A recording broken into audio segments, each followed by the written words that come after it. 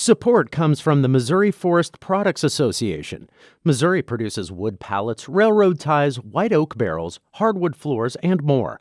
Details on the variety of products made in the state are at choosewood.com. This is St. Louis on the Air from St. Louis Public Radio.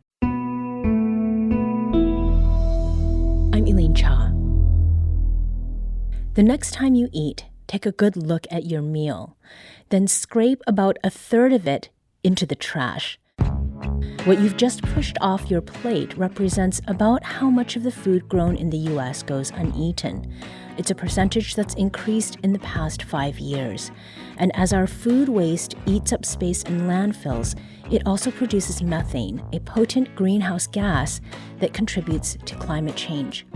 Composting food waste can reduce climate effects and save municipalities money on landfill fees. But as Harvest Public Media reporter Eva Tesfaye discovered, concerns about bad smells and pests sometimes get in the way. Eva joins us now to discuss her latest reporting on the impact and reputation of composting businesses in the Midwest. Eva, welcome. Hi. Hello. Now, your story focuses on urban composting in particular. Why that focus? Well, I think what's interesting about urban composting is happening on like large industrial scales outside of cities, but this movement for urban composting, or what some people call community composting, which is composting the same food waste that in the community that is generating it. Mm-hmm. I think what's interesting about that is that's where all sorts of problems can come up between neighbors, between the city, and that's what this story was really about, how these cities are starting to have these composting operations popping up within the cities, and they're not necessarily prepared for it. Okay. Now, to get to sort of an understanding of why this is the case, talk with us about what exactly compost is. What does it look like, and how would you describe how it smells? Yeah, compost is basically taking, this story focused on food waste, but you could also compost like leaf waste, yard waste, things like that. Mm-hmm. And you're taking that and you're breaking it down, you're mixing it with all sorts of other materials in order to make it something that is good for the soil. So you're going to put all those nutrients and stuff back into the soil. And that's why we say that doing composting keeps that waste out of landfills where it would just burn or rot, which is what produces the methane. But when you're composting it, you're making it basically into soil again. Mm-hmm. So Eva, how have you heard others describe the smell of compost? Well, I've heard other people describe it as smelling bad. I haven't heard it from anyone directly, but I know that here in Kansas City, there were some complaints from neighbors to the city about the smell and then also about pests. So yeah, composting I think could smell bad because it is food waste. So there might be some bad odors there. Mm-hmm. And what kinds of pests are we talking about? Like rats or roaches, anything that can get into trash, basically. Mm-hmm. I mean, what were you getting when you smelled the compost? Did you detect rotting food? What was the thing that, I guess, that hit your nose hardest? To be honest, I really couldn't smell much of anything. It just kind of smelled earthy. I mean, it depends on what stage of compost it was in. I think definitely closer to like the food that was just brought in smelled, kind of bad, the way that your trash can at home would probably smell. Nothing crazy though. But I think, as it goes through the composting process, those odors get further. It doesn't smell as bad. But, it really composters need to be careful with odors. It is something that can happen if you're not doing the composting process right. Right. And that hits upon one of the tensions of urban composting. These yards often sit right next to residential homes or neighborhood parks. And I realize that the answer to this question probably depends on whom you ask, but are urban composters good neighbors? I mean, what were you able to uncover regarding that? I mean, like you said, it depends. I mean, I think the biggest issue is whether they're being careful to be good neighbors. I think a good urban composter would be, first of all, the work starts before you even start the operation. A lot of what I heard from groups like the U.S. Composting Council or the Institute for Local Self-Reliance that kind of gives advice for composters on how to start was you need to start doing outreach. You need to start engaging the community to make sure that they know what you're doing and that they can contact you with any questions in case, smells or even pests can become an issue. So you just mentioned the U.S. Composting Council, and you spoke with a representative there, and they talked about how it matters, where compost facilities are located. What was it they told you, particularly about what they need to do with the materials? Yeah, so one thing they said was that for composters choosing a place to set up their operation, they do need to be mindful, especially in the day and age we live in, about whether those communities are marginalized or environmental justice communities, which basically means if they're, affected disproportionately by environmental issues. Mm-hmm. And sometimes composting operations, because land might be cheaper there or something, can end up there. But that means you really need to make sure that you are working with this community, or maybe don't put your operation there. Mm-hmm. So that can sometimes be an issue. And yeah, when you are composting and trying to make sure that you don't have pests or bad smells, there's a number of things you can do. You could compost indoors. A number of the composters I talked to were composting inside. Or doing it, in closed containers. And so that means it's not going to be an issue for neighbors and you're not going to really attract rodents or any other pests that might come along. Another thing, if you are composting outside, the thing that you really have to make sure is that your nitrogen to carbon ratio is correct. So that's basically all the stuff that you mix in the composting to make sure that it's being composted right, but you're not just like letting food waste rot. You are making compost. Eva, what does it look like to compost inside? Composting inside can look the same as it would outside. Like you can just do it indoors.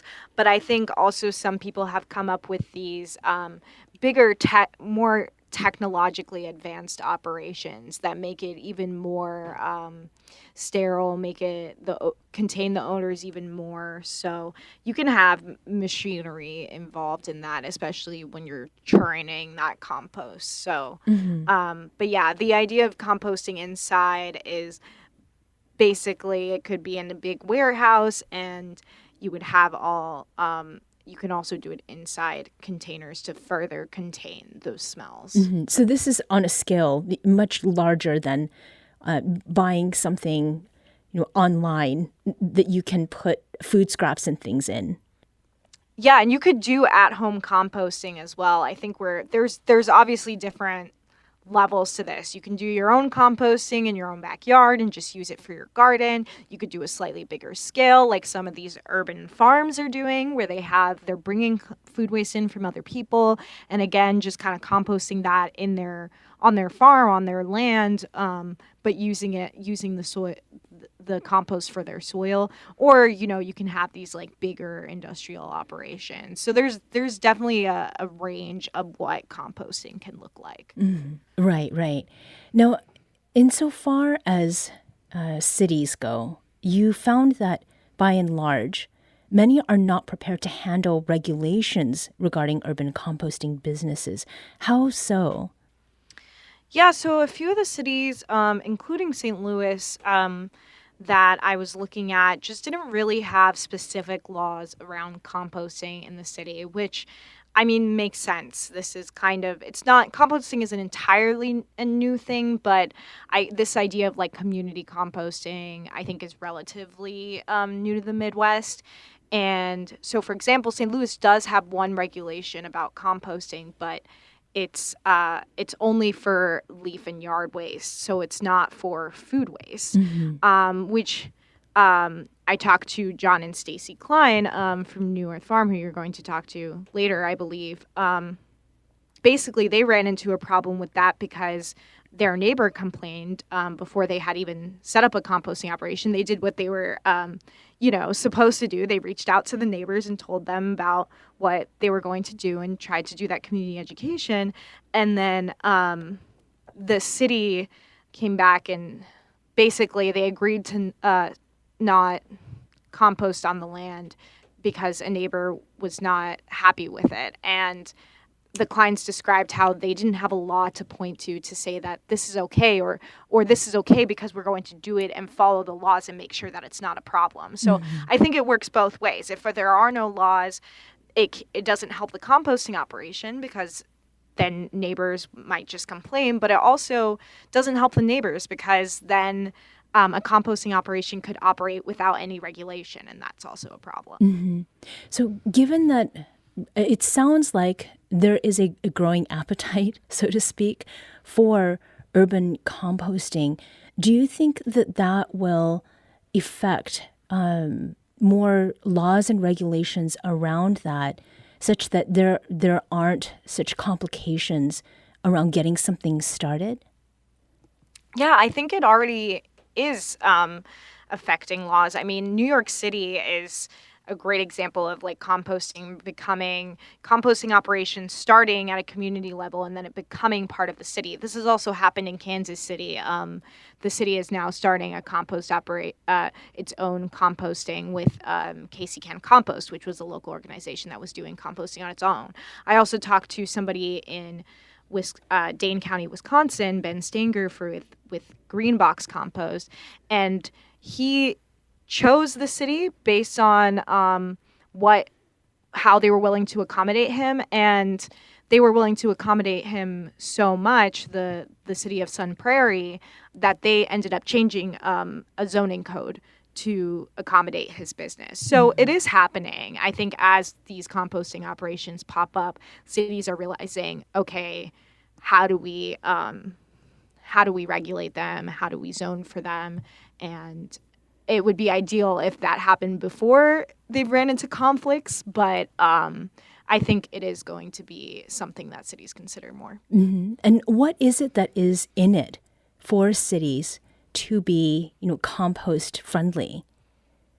Yeah, so first of all, like you mentioned, they can save money on landfill fees. There's something called a tipping fee, which is based on how much goes into the landfill. And so, already diverting that food waste, the tipping fees could be lower. And then also, as like cities like think about sustainability and climate change, and you mentioned that methane is, it's released by the food waste. Like it's something that cities will probably want to consider, especially if they have like a sustainability plan or a climate action plan.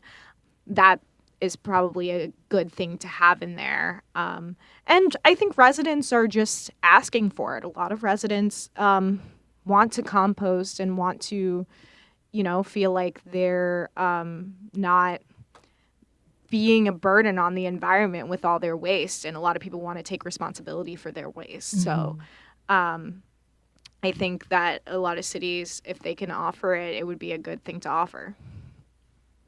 Eva Tesfaye is a Harvest Public Media reporter based in Kansas City. Her coverage of composting businesses cropping up across the Midwest is available at our website. That's stlpr.org. Thank you so much for talking with us today, Eva. All right. Thank you.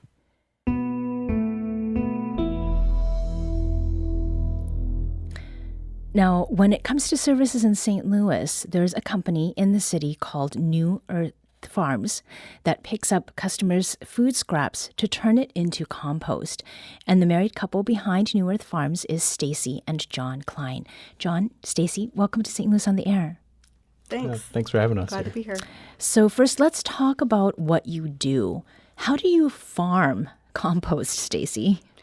Well, essentially, you're taking food that was food, it grew, and turning it back into soil, healthy soil that can, grow more food. So instead of it just sitting in a landfill. So we take folks' food scraps. We collect from residential customers. We have drop-off bins around town.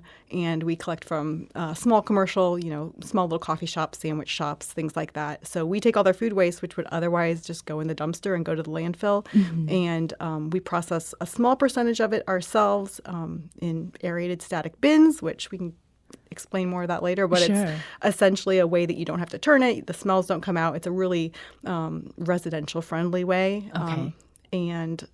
So we have finished compost, and the volume we can't handle, we take to industrial facilities. But most importantly, all of it, 100% of it becomes compost and does not end up in a landfill. Okay, great. Now, this business that you have, it began in 2020, right?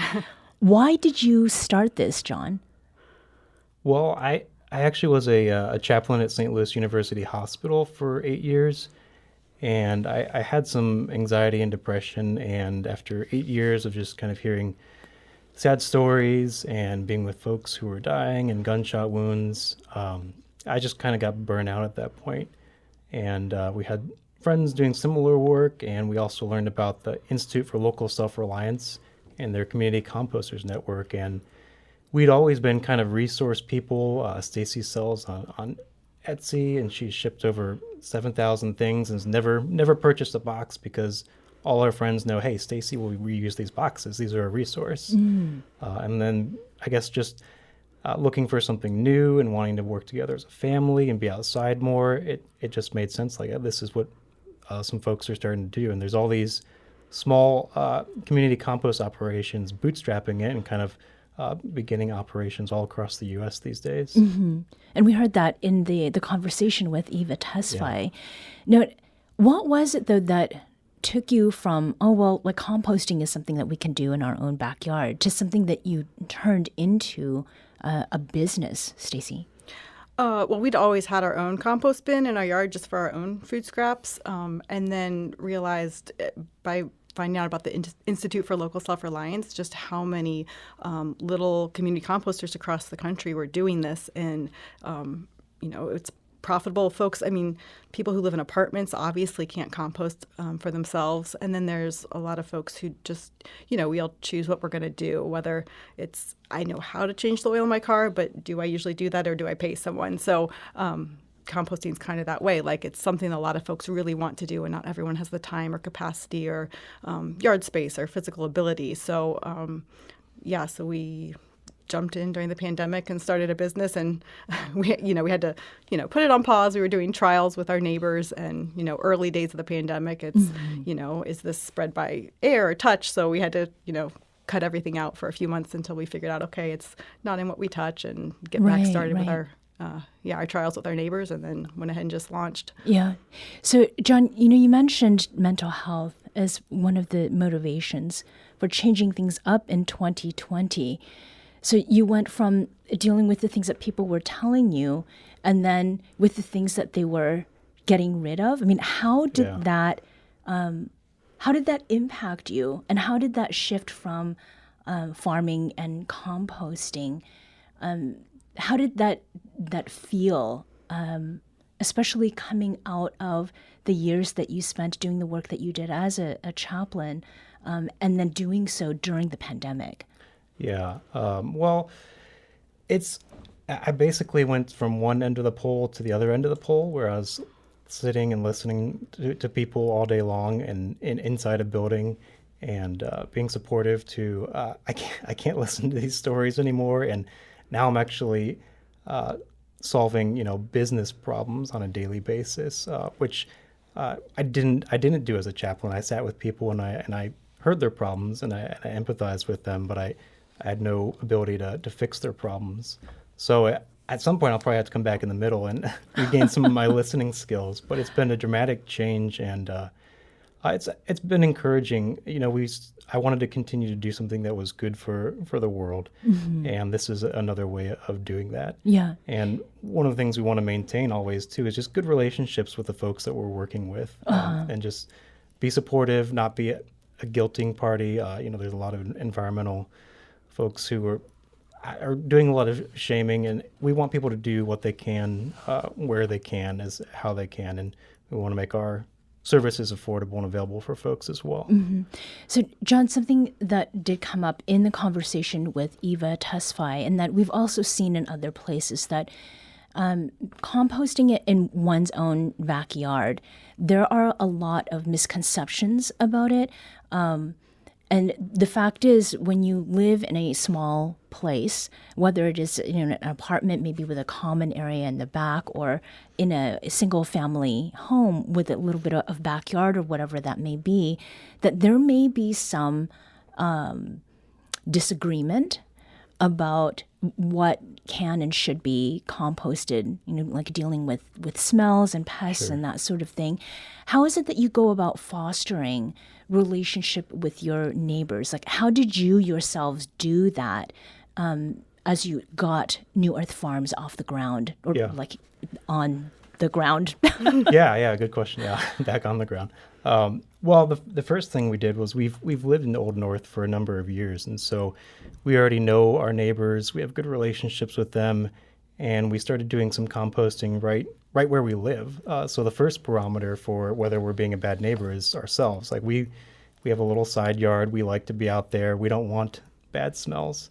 And then we have a neighbor who has we have this micro bin in our yard that's maybe like 2 cubic yards roughly, built out of like concrete block. And we've got a neighbor that's like 10 feet away, has a window, and then our neighbor on the other side who is immunocompromised and very sensitive to allergens and all sorts of things. So we would check in with them regularly, and if we'd catch a small whiff of something, we'd get really nervous, and we'd text them and be like, yeah, we don't notice anything. It's fine. Okay. So it's really starting with those relationships. So from that point, I mean, you've started this business now, Stacey. Can you tell us about, how many people you are serving, and what the range is among those clients? Sure. We have over 700 customers, and that's our residential, our drop-off, and our commercial clients.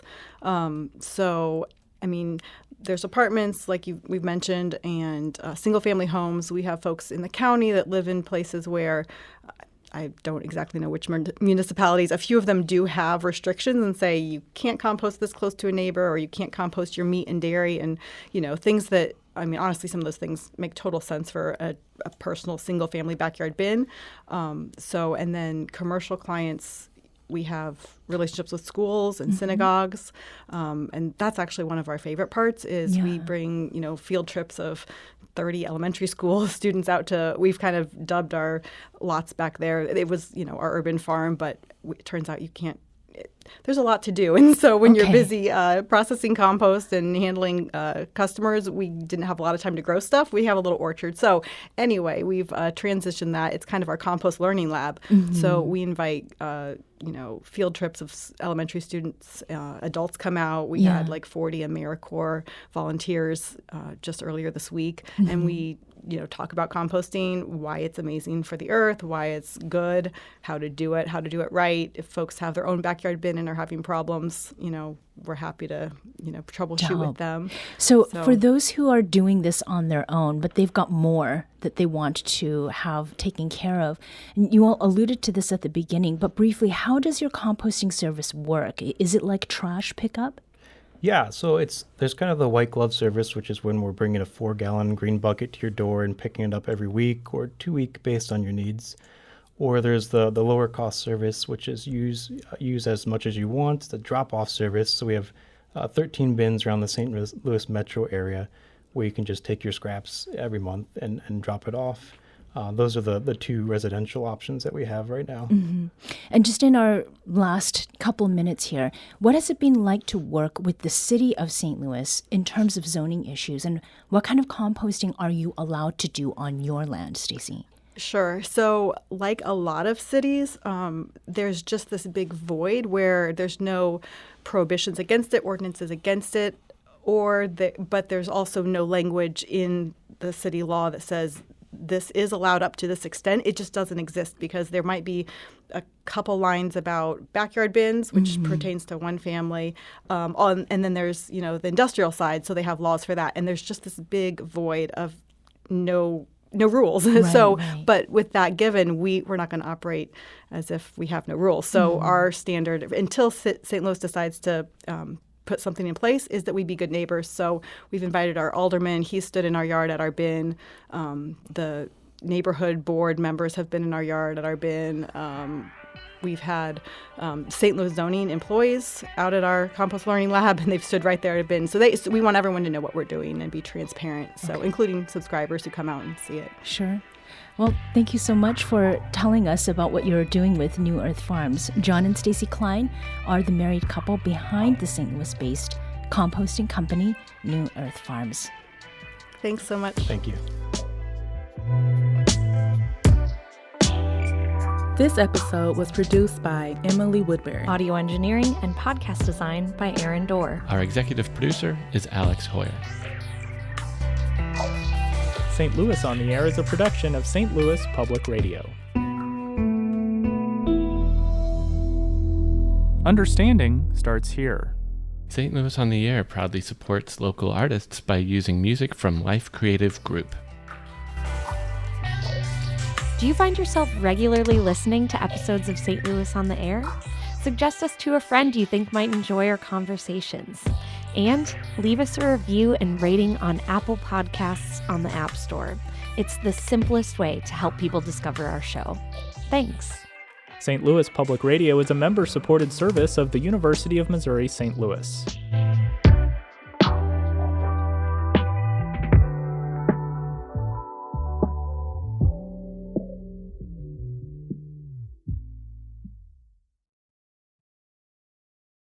Support comes from the Missouri Forest Products Association, providing more than 41,000 jobs in the production of wood pallets, railroad ties, white oak barrels, hardwood floors, and more. Details at choosewood.com.